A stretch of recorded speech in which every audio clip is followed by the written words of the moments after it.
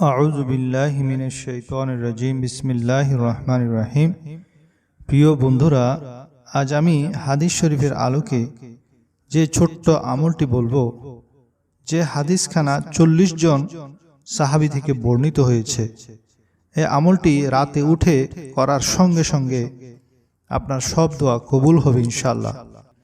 মনে রাখবেন, আমাদের প্রাণের চেয়ে প্রিয় নবী রাতে যখন ঘুমাতে যেতেন, নামাজের অজুর মতো অজু করতেন, এরপর ডান পাশের উপর ঘুমাতেন এবং এই দোয়াটি পড়তেন, আল্লাহুম্মা আসলামতু নাফসি ইলাইক ওয়া ওয়াজ্জাহতু ইলাইক ওয়া ফাওয়াদতু আমরি ইলাইক ওয়া আলজাআতু যাহরি ইলাইক রাগাবাতান ওয়া রাহবাতান ইলাইক লা মালজাআ ওয়া লা মানজাআ মিনকা ইল্লা ইলাইক আমানতু বিকিতাবিল্লাযী আনজালতা ওয়া বিনবিয়্যিকাল্লাযী আরসালতা।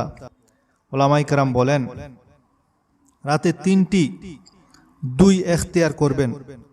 রাতে 2টা যখন বাজে, 2 রাকাত তাহাজ্জুদ আর 2 ফোঁটা চোখের পানি, যদি আপনি এই 3টি দুই এখতিয়ার করতে পারেন, তাহলে রব্বে করিম সঙ্গে সঙ্গে বলবেন, ফেরেশতা দেখো ওর কি কি লাগবে।